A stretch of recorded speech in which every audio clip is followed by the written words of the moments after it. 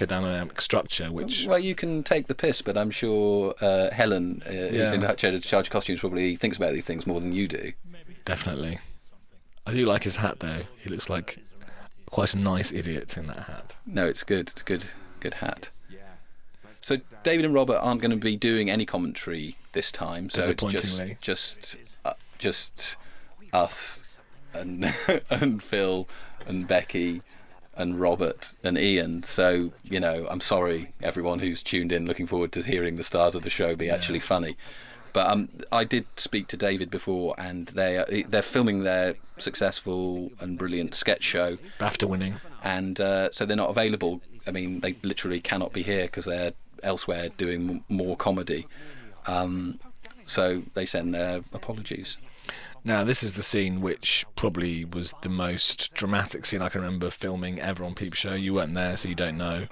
But we literally burned down a fake barn, which I think there's an extra on the DVD about, but basically it looks like a barn. It isn't a barn. It's the front of a barn and the back of a barn, and it was quite a big deal, and I think it was achieved brilliantly in one take. You'll be amazed to know we didn't get a chance to do it twice, so it had to work first time, which is always very And you scary. And Becky and Robert presumably were all crapping yourselves about whether it would be all right, whether anyone would die, whether it would work in one take. Yeah, it was. And also we were running late because the power cut out, and it was a horrible long night, and it was sort of stressful for lots of reasons, but finally it worked, and that's all that anyone really remembers. The smallest violin in the world playing for you, Mr. TV Meister, with all your so-called problems. Now, lovely collie Olivia Colman disappears for quite a bit of this episode and sort of pops back in again, which was always a bit of a concern of ours, and also Robert Popper, the producer, mentioned that, and I think it's one of those things that... Story-wise, we didn't really want her around for a bit because lots happens between the father that basically, Mark should have told her. He's made this decision that he's going to tell her, and we wanted to delay it until he got offered this cottage so that he'd be on this moral kind of cross.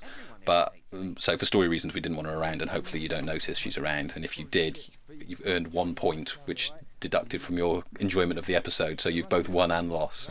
We were worried, and particularly Phil Clark, the series producer, was worried that Mark was a bit unlikable in this episode.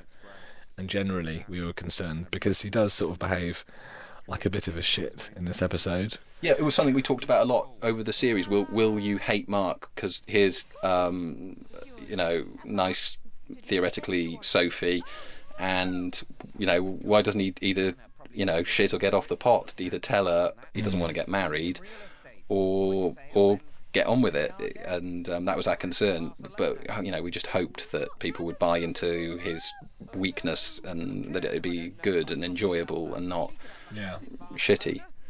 And I think David's performance sells a sense of confusion and doubt as much as any of the overtly selfish things. I think we get away with it, basically, just about. Hope so.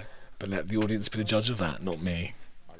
No, I wasn't here for this scene, which I think is sort of... It originally was going to be a lot... This is the bit that I really like. I love her coming down. I love all their dancing. And this is a bit that came from David and Robert, I think, when we had a brainstorm day with them, and they told us about somebody they knew who had some weird traditions in their home life at Christmas or birthday. And I love that sense of being tossed into somebody else's family and none of it making sense, although it makes sense to them.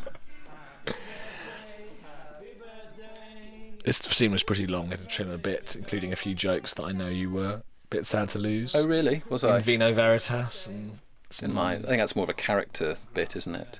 Isn't there? There's a bit where we don't hear the second half of a joke about the CD. Yeah, that's right. There is a few bits, but it was weird because you weren't there during this episode, so there was I had a weird sense of power over you, in the sense that we could listen to you complaining and moaning on the end of the phone. It didn't mean anything. It was just a voice whittering in the distance, and you could just press the off button and it went away. Whereas normally you're in the edit talking with your face and hands, being much more going involved, on and sort of more difficult to ignore, putting your oar in. So there was a weird sense of power, though. Also, I felt quite guilty. Oh. Well, I was, having après-ski with Paris Hilton, so, I felt more power than guilt, I think, on balance. But this was originally, or in certain incarnations, more of a peopled family party, and in retrospect, it maybe misses that sense of it being a bit more of a public occasion. Yeah, right. And there was a whole bit in an earlier draft where Mark was fingered at the scene of the crime because he was wearing the sweatshirt we see in scene 2. Yeah, right. Flat, and there was a whole draft with that whole conceit in it. Yeah, it's interesting. Some things, sometimes it's great to call back things like that.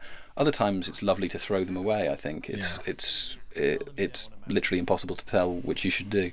And that bit felt a bit Hercule Poirot, didn't it? Sort of, the sweatshirt that I happen to be wearing. Yeah, that's why it's good not to call it back here. And it was quite complicated. In fact, I think endings to episodes are obviously really crucial, and I think this ending, and then there's the sort of coda with them driving off, which is I think is a strong ending, and but this sort of crucial scene we did a lot of rewrites on this because it's one of these rather public kind of speechifying scenes which can be very eggy if you get them wrong. I think this one gets away with it and is sort of decent. Do you agree? Yes, I think it did work. And there was a whole bit of the track that Jeremy had cooked up with Jamie, which he played in this scene in an early draft, and it was kind of embarrassing and horrible. Oh, yeah. You were going to hear that publicly, and that was a whole bit which got dropped. And I know there's very little reference to Penny and Jeremy's relationship. I think a little tiny bit has been trimmed, but mainly it wasn't in here, even in the short version. But, I mean, so we do come up with a lot of things we drop, which is probably key to the process, isn't it? You have to come up with ideas you get rid of in order to get to the good stuff. I guess. If you can handle the pain of cutting. Oh, yeah. Cutting is almost always good, isn't it? Yeah, although not always fun. So suddenly it snowed. Well, that's fine. It's the next day. Luckily.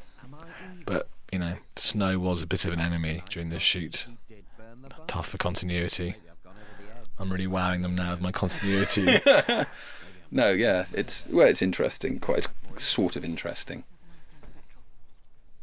So this is there's a little beat of that.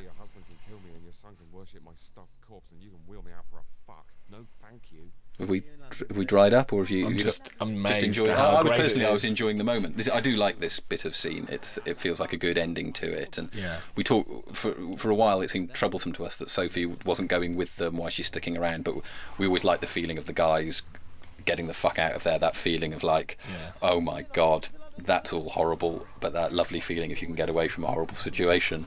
And Joe was very keen on doing his own stunts here. I think he has to be restrained from throwing himself around a bit too much. God bless him for trying to preserve his life and limb, but I think that nice ending. And here is the ending of this bit of us talking, and we will resume on episode 6. It's exciting, isn't it? See you then.